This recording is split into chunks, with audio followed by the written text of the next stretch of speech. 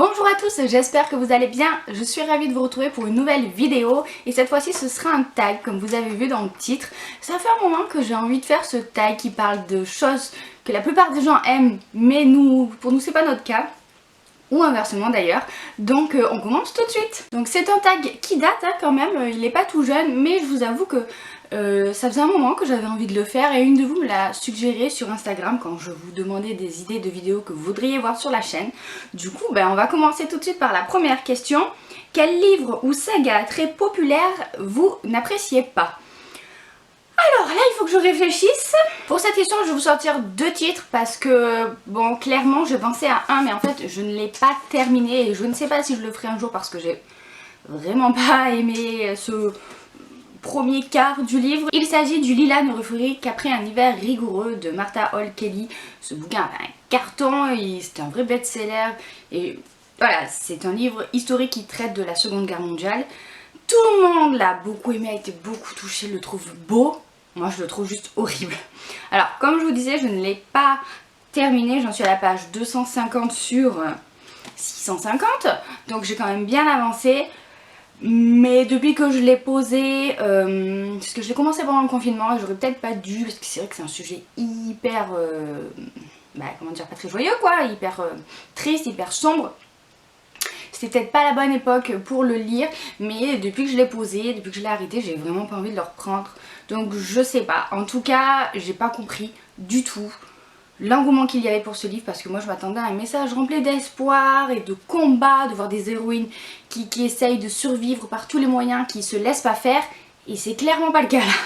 Enfin en tout cas de là où j'en suis, donc j'ai pas compris. Et le deuxième c'est aussi un livre dont je vous avais déjà parlé, c'est une romance, il s'agit de Drive Me to Love de N.C. Bastian que j'ai pas aimé du tout. Il y a tout ce que je déteste dans ce livre à propos des romances. Vraiment c'est cliché sur cliché et ça fait passer des messages que je trouve très limites. Donc j'ai pas compris l'engouement là encore pour ce livre. Alors on passe à la deuxième question. Quel livre ou saga que la plupart des lecteurs détestent ou ne connaissent pas, vous adorez ?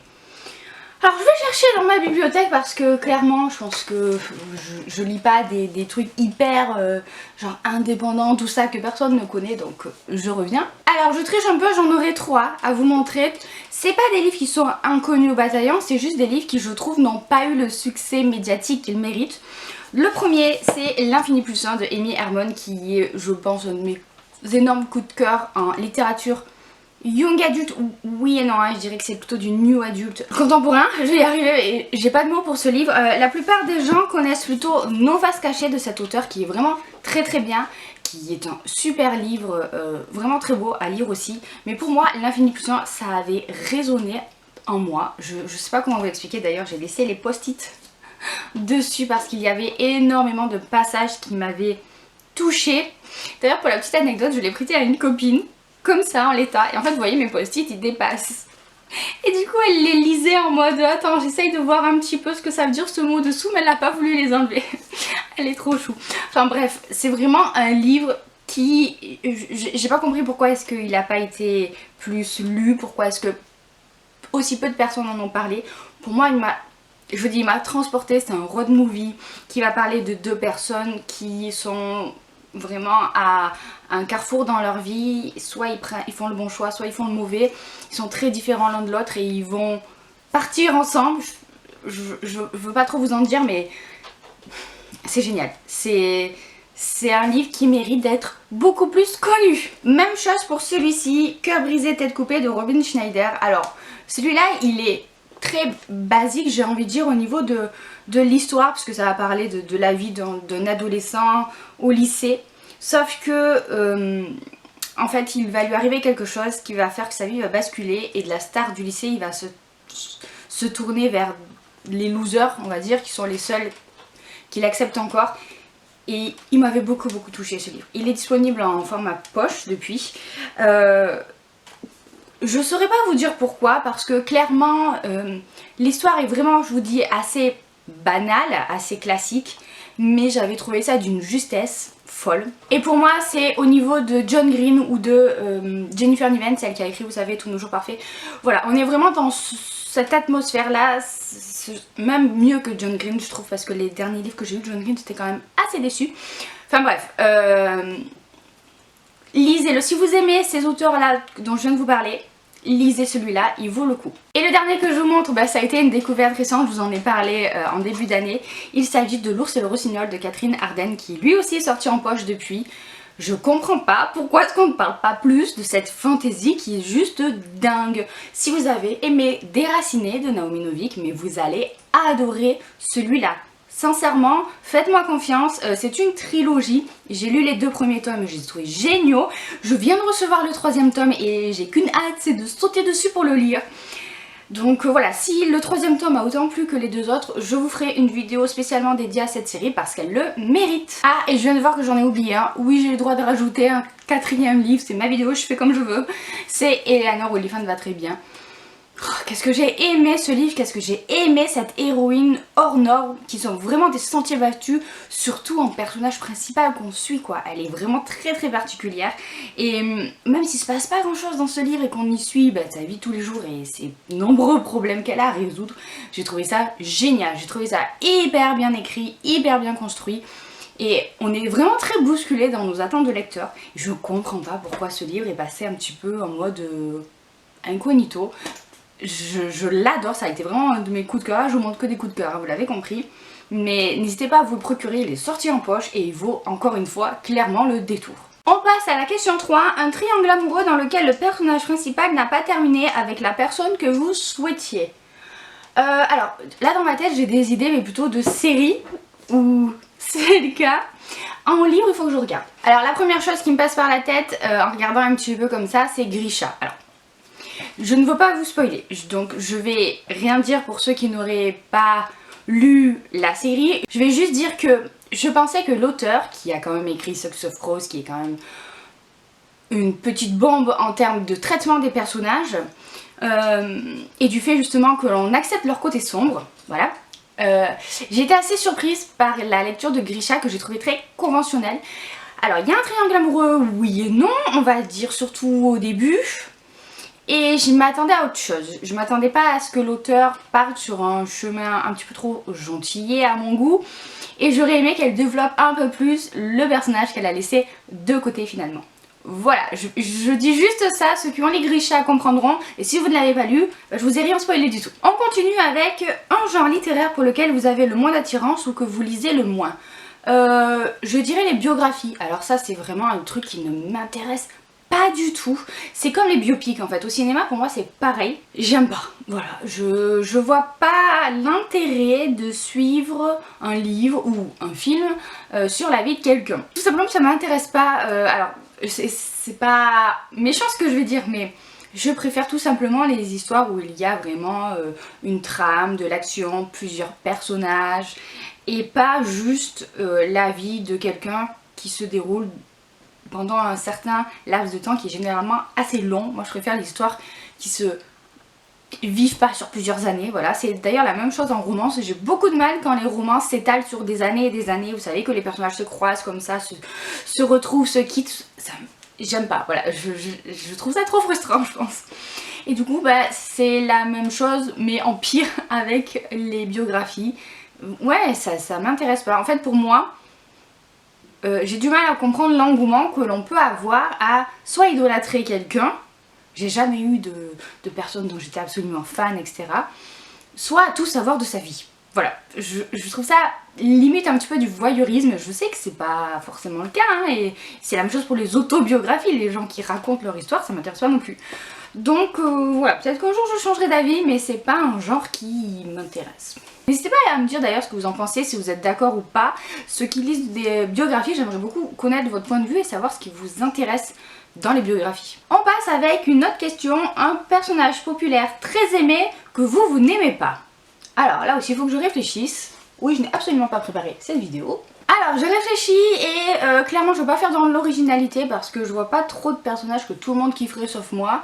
Donc je dirais Gale de Hunger Games. J'ai jamais été pour Gale dans Hunger Games. Moi j'ai toujours été Team Pita et donc du coup j'ai jamais compris en fait cet engouement à propos de Gale. Il m'est toujours sorti par les yeux, voilà. On passe à une autre question. Un auteur populaire ou apprécié dont vous n'aimez pas le style ou les livres? Je vais pas faire non plus là très original. Guillaume Musso ou Marc Lévy. Je comprends pas trop l'engouement qu'il y a à propos de leurs livres que je trouve très bateau, très classique. À la limite, Marc Lévy, à une époque où je lisais ses romans, j'aimais bien certaines tournures de phrases, certains passages que je trouvais assez poétiques. Par contre, Guillaume Musso, j'ai jamais trop adhéré. J'ai jamais adhéré vraiment aux éléments un petit peu fantastiques qu'il insérait dans ses histoires. Ça me dérangeait plus qu'autre chose. Alors, j'ai lu un ou deux plus récents, pas les tout derniers, mais j'en ai lu un, La fille de papier il me semblait. Je crois que c'est Musso, je sais plus, c'est peut-être Lévy. Bon bref, celui-là je l'avais bien aimé. Mais sans plus, voilà, je ne comprends pas l'engouement qu'il y a autour de ces deux auteurs-là. Oui, c'est facile à lire, oui, ça se lit vite, mais vraiment, je trouve pas ça extraordinaire, quoi. Je sens que je vais me faire des ennemis. Alors, avant-dernière question. Un schéma ou un thème littéraire que vous êtes lassé de trouver ou de lire? Je dirais le schéma classique des contes de fées. Voilà. Pour autant, j'ai été élevée à ça et je suis pas en mode ouais moi je lirai jamais le conte de fées à mes enfants parce que la fille, la princesse qui n'attend qu'une seule chose, que son prince charmant vient de le sauver, tout ça. Parce que je pense que c'est important aussi de lire ce patrimoine littéraire là, mais je ne lirai pas que ce genre d'histoire.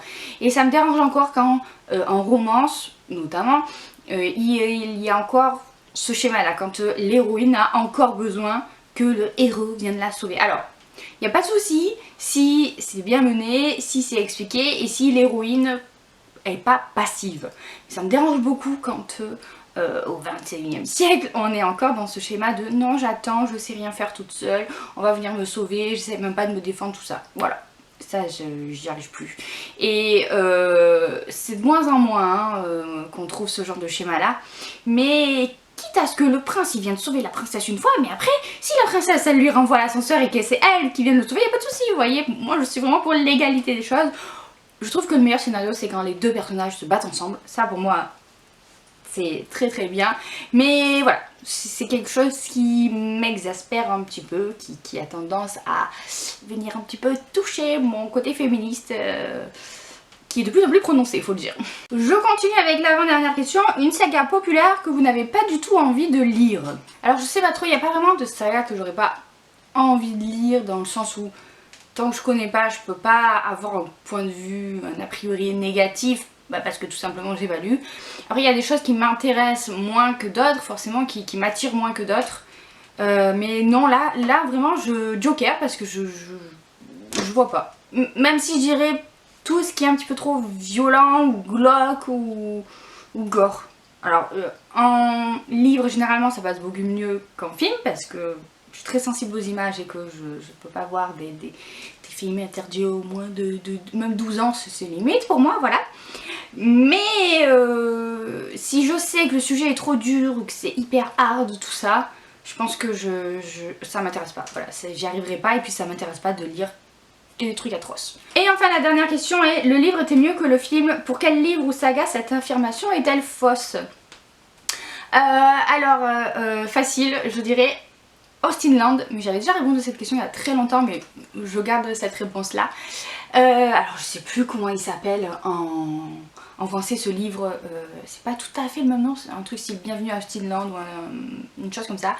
Le livre était pas mal mais sans plus, mais le film est beaucoup plus rigolo et je vous invite à le voir si vous aimez Jane Austen, tout ça, parce que c'est l'histoire d'une nana qui arrive dans un hôtel un petit peu particulier, qui propose de vivre à la belle époque de Jane Austen, vraiment comme elle, comme si on était dans un de ses romans. Il y a des acteurs qui sont là pour jouer les héros typiques des livres de Jane Austen.